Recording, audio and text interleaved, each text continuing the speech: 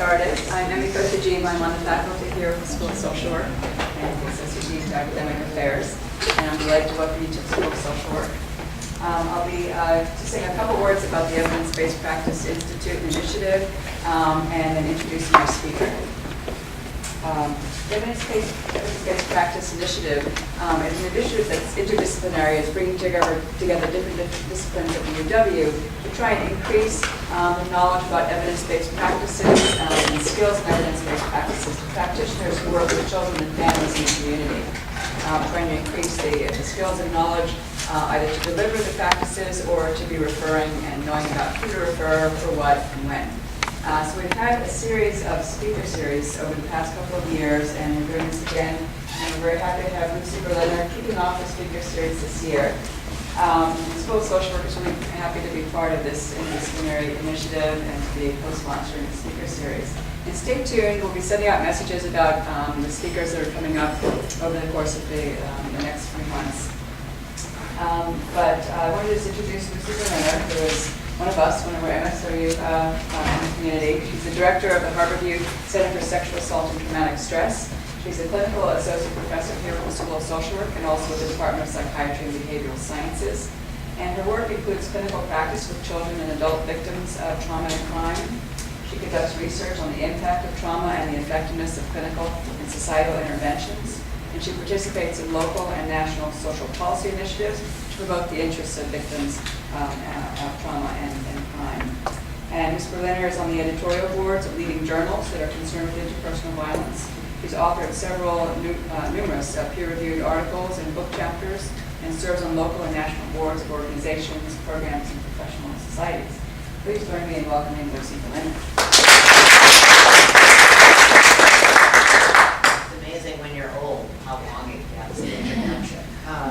So thanks a lot, and I'm going to be interested to kind of how people respond to this talk, because I know that everybody's already heard about evidence-based intervention, or empirically supported, or whatever you want to call them. And just for the purposes of definition, what we mean by that is when an intervention is tested in two comparable groups, and let me make clear that's the key ingredient, that both groups are similar, with the only difference being the intervention, and it's compared to either nothing, treatment as usual, or an alternative intervention.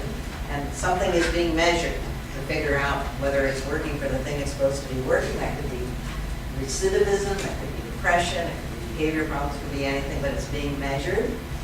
So when I'm talking about an evidence-based intervention, what I mean is a specific program that targets a particular problem and that has been found to outperform or be more beneficial overall for the group of people who get it.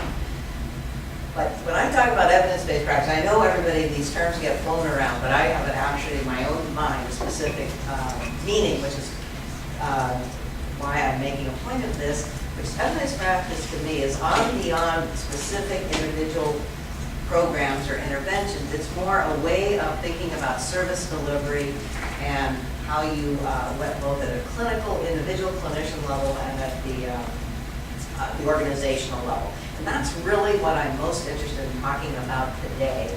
So as opposed to about the hundreds and hundreds of individual programs for children and for adults, where you name the problem. I just read a study of a randomized controlled trial for CBT for trichotillomania.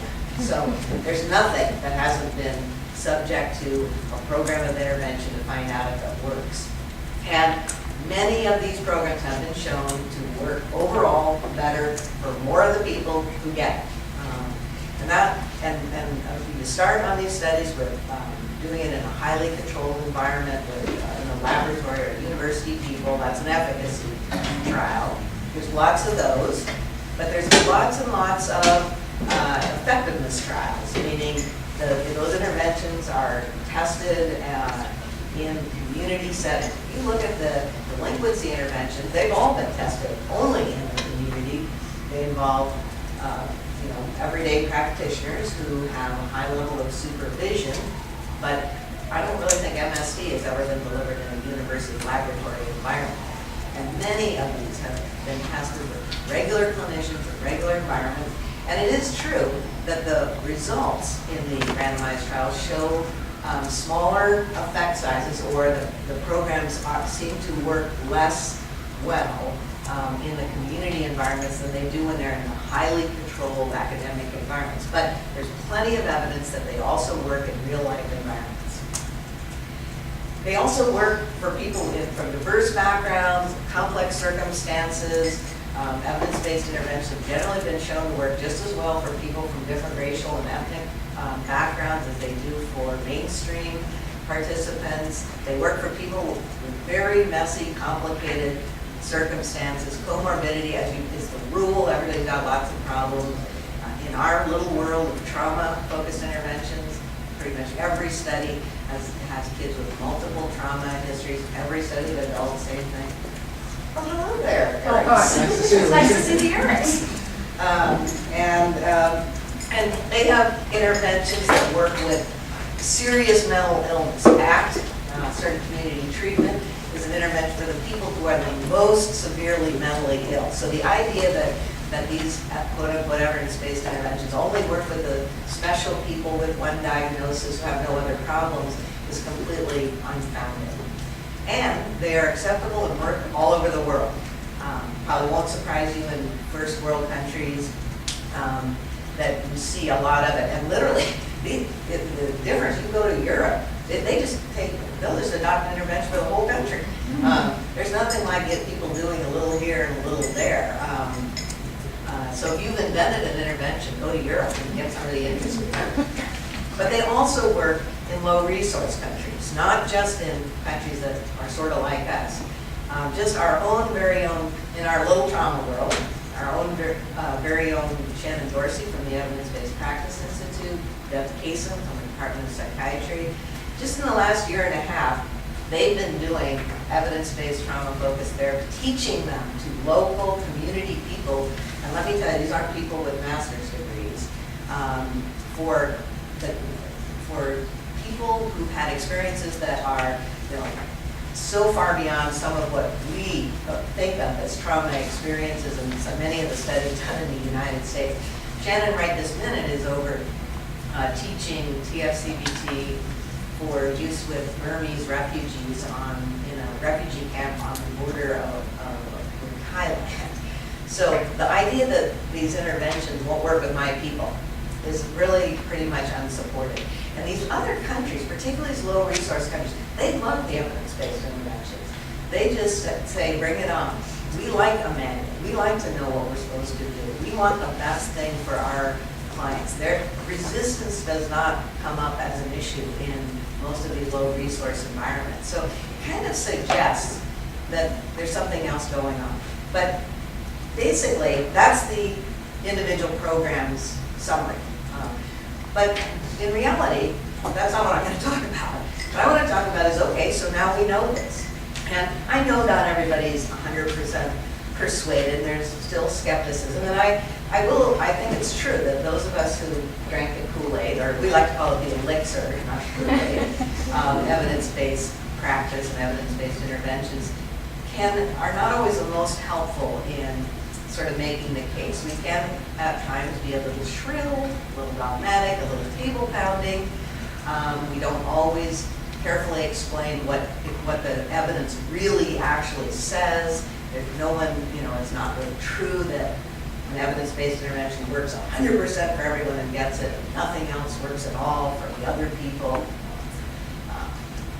There's absolutely no question that there are other factors that contribute to outcomes in therapy, the so-called non-specific factors, the therapist-related factors. They account for quite a bit in the results of this. And plenty of people in the comparison treatments are getting better too. What it really is that overall the likelihood of somebody getting better if they get that intervention is higher. And personally, I think that using the standard of using the scientific method to show that something works better in a randomized trial, I believe in, just as I believe in it in medicine. And, you know, I'm not going to my doctor when I get cancer and saying, can I have the placebo? Even though we know that some people get better with placebo. And I don't think this is a fad. I think it's where we should and have to go in terms of making sure our clients get the best possible care. But I absolutely do not believe that, that the way that's going to happen is that everybody's now going to have 40, 50, 100 treatment manuals in their office. Every organization is going to offer, what did you call it yesterday, Sue? The LMNOP? LMNOP. And Bruce Torpeda and his gang had a really fun recent article just pointing out, if you could actually read this, what is their quote here? We discovered that simply selecting a set of no more than a dozen treatments from among all EBTs for children yields over 67 sextillion possibilities. Well, that's not really all. And people are now starting to go beyond the, okay, now we have something that works for this one problem. What are we going to do with that knowledge? And we are, you know, we have to start thinking about how to bring evidence-based principles to how we conceptualize service delivery and organizational structure and workforce training. And so I just took a couple pictures, thank God for the iPhone, of my own actual office manuals. I just work with one sub-problem of all the problems people could have, and it's jam-packed with different manuals. And, you know, I just got a new one just a couple days ago for trauma in kids. And frankly, it looks really pretty much exactly like the ones that we already have. It just has a different name. It's just a repackaging. But just, you know, what if I treated a lot of other problems in addition? I mean, it's not viable to think we're all going to be delivering one after another, different, you know, have kids comorbid, we give them 2 interventions. So one of the solutions that's gaining currency is the concept of modular treatments. Now, it's funny because we're also all about, wow, modular treatments, what a great idea. In the adult world, they kind of are talking about them as trans-diagnostic interventions, but it's basically the same idea. You look inside the box, most evidence-based interventions are made up of the same things mixed and matched in one way or another. What if you just let the clinicians do the mixing and matching? Now, MST, of course, which is one of the interventions that has the strongest and longest amount of support scientifically for lowering juvenile delinquency recidivism, and has been around for quite some time. Dr. 30 Schumann, years. how long has it been around? Almost 30 years. Almost 30 years. It's a modular intervention and always has been. It's not an intervention. It is a tailored, individualized program of intervention in which the team that does a functional analysis figures out which evidence-based factors or things we know are associated with delinquency are present in this kid driving their delinquent behavior, and then they create an individualized plan to target each one of those factors in a systematic way. Now, what's interesting and cool about MST is it's not just a clinical intervention. They might have a module with CBT or parenting, but they also do things that are structural. That's why it's conceptualized as an ecological model and people that clinicians don't have offices. But if a kid's hanging around with deviant peers, a very important driver for delinquency, they get the kid away, they figure out a plan to get the kid away from the deviant peers, or if they're disconnected from school, how can we get the kid back? But bottom line, it's always been essentially a modularized model. A more recent one in the child area is MATCH, ADTC, and in case you were wondering, that's anxiety, depression, trauma, and conduct. And I heard from Sue yesterday that they call it MAP if you go to California, which this ought to give you an indication of how much you should not get bogged down on the name of the LMNOP. But this has just been tested in a randomized trial by Bruce Torpeda and John Weiss, probably the 2 leading child treatment researchers, and they and what they did was have a very highly controlled algorithm for kids in terms of which components of the interventions would be applied based on presenting symptoms and problems. And they compared that to giving sequential manuals of already proven treatments for anxiety, depression, and conflict. Now here in Washington State, of course, we had to have our own because we want to make up our own name. So we have an initiative, the Evidence-Based Practice Institute, and us at Harborview with the state mental health, and to do training and consultations for public mental health providers. And it started off with trauma-focused CBT, and we have found that trauma-focused interventions are quite a hook for people. People are really interested, and they really like the idea of a treatment that acknowledges that kids live in context and that environmental forces matter.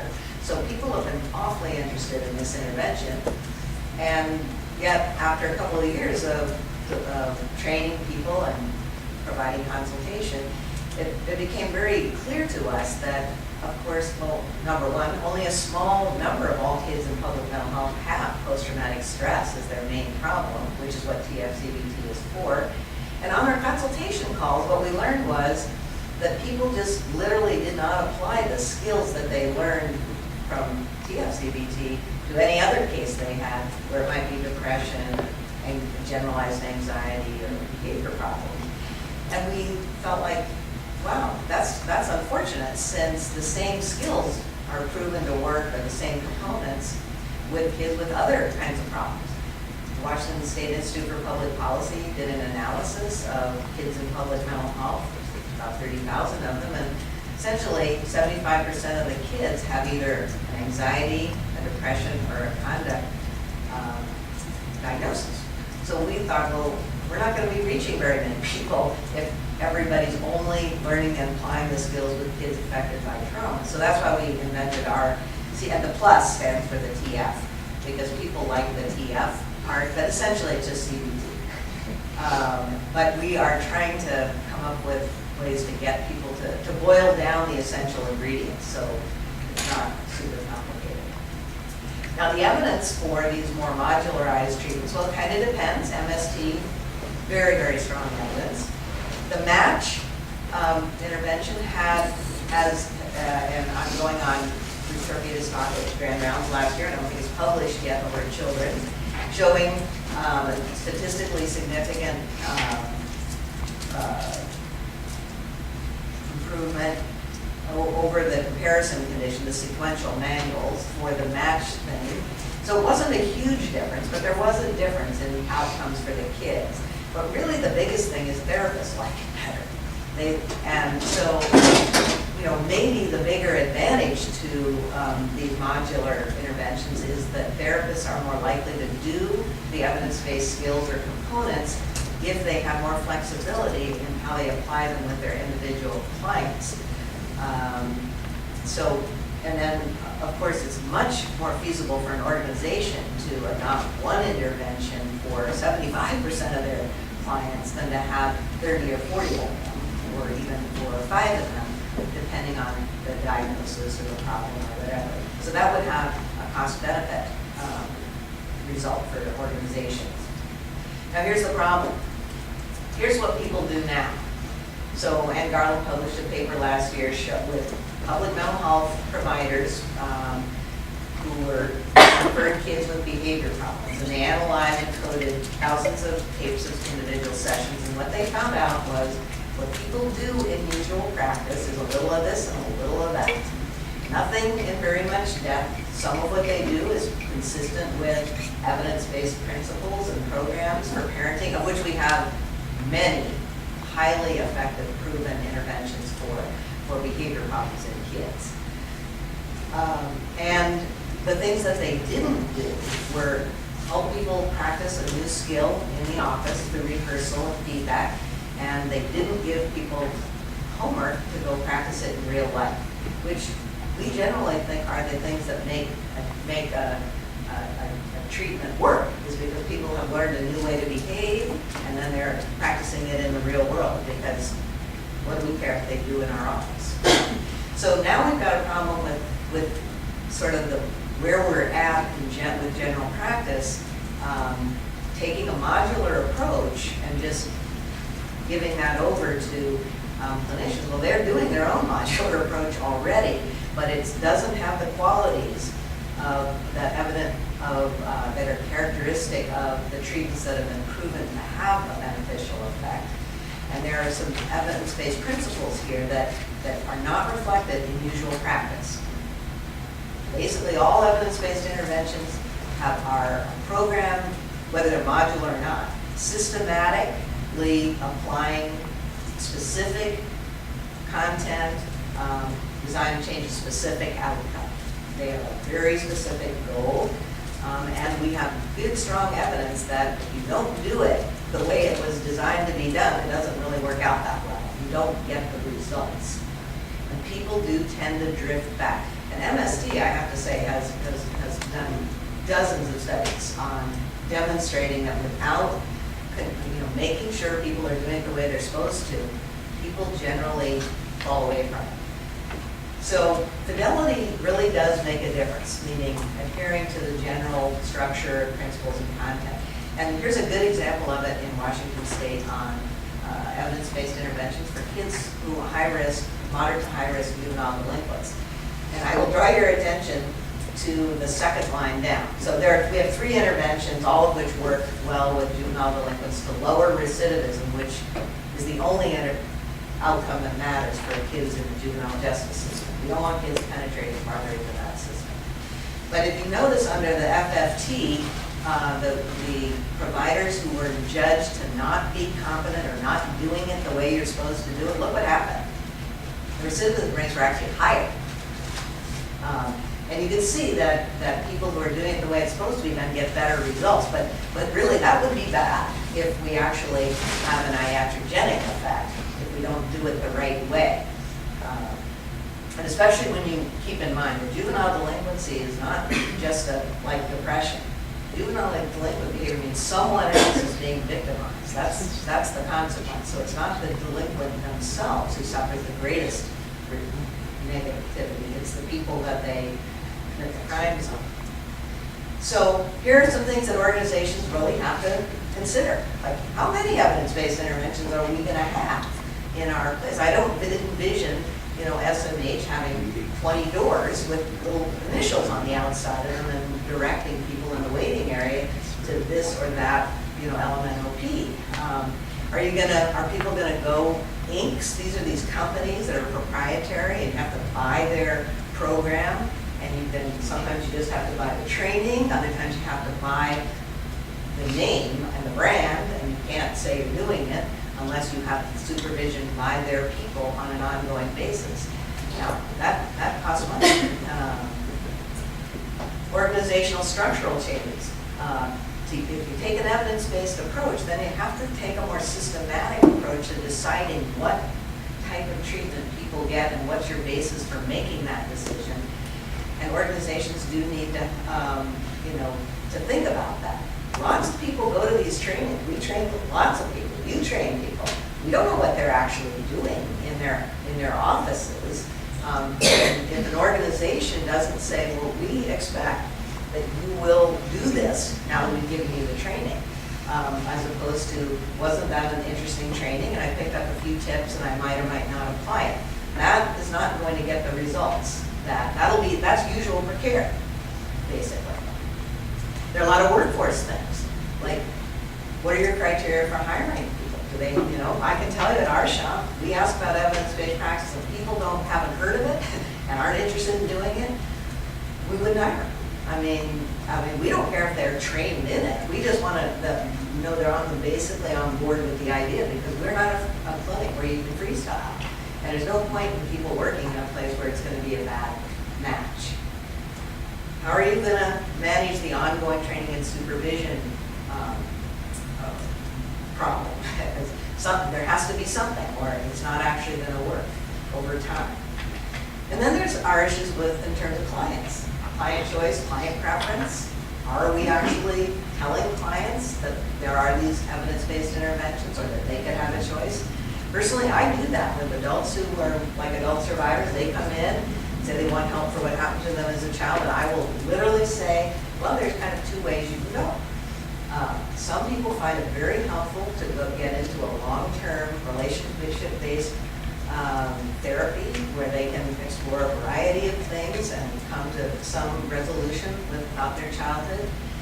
Another way is a highly structured program that will basically has a very good chance of resolving your post-traumatic stress symptoms in a couple of months. We don't offer the long-term relationship based, we offer the other. It's entirely up to you what you would like to do. And I think we ought to see a little more of that kind of thing going on where, in a respectful way, I don't try to discourage people from it, but I'm basically giving consumers the knowledge and the choice about the type of treatment they may want to consider. And money, money, money.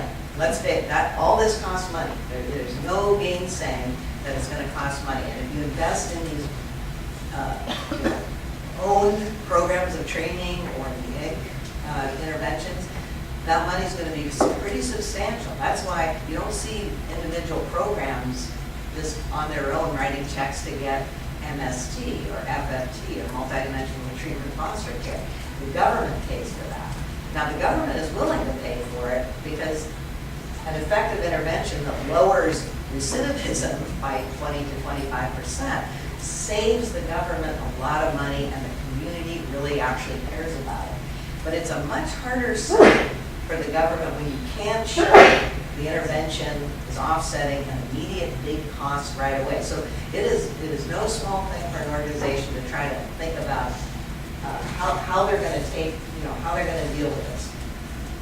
So I'm going to give you a little quick tour of things that I thought of that organizations might be able to consider as ways to get at moving towards being a more evidence-based organization and incorporating the principles in ways that are more likely to be feasible for more people. Personally, I am most interested in reach, basically in having more kids and adults in services getting at least, a little bit more better than in having 3 people get hugely better. Now, I can just give you a quick example from my own little area of a study done by Lisa Jaycox and Judy Cohen in post-Katrina in New Orleans, where they randomly assigned, they did a school-wide screening for traumatic stress, and everybody got a little support in psychoeducation. And kids with clinically significant post-traumatic stress were randomly assigned to get a school-based group intervention or to go to a clinic and get TFCBT, focused CBT. Virtually all of the kids, like 60, who were randomly assigned to CBITS, which is a school-based trauma-focused intervention. It's structured, skills-oriented, it's a group. Parents don't have to come. Almost all of those kids got the intervention. Of the kids referred for TFCBT, none. So, and guess what? The kids who got CBITS, the group, school-based, no parents involved, the effect size or the amount of improvement was relatively modest. Those 9 kids, they got way better.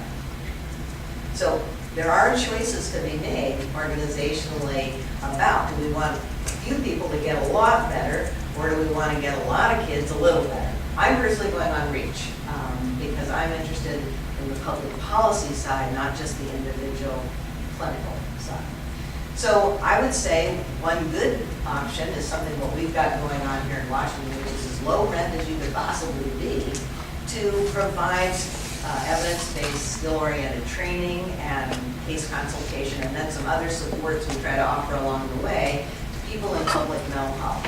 And boy, there is literally no question about the interest on the part of the people in public mental health. The people bang down our door to get access to this. And it's not very much money, and the state isn't really spending any because it's federal block grant dollars.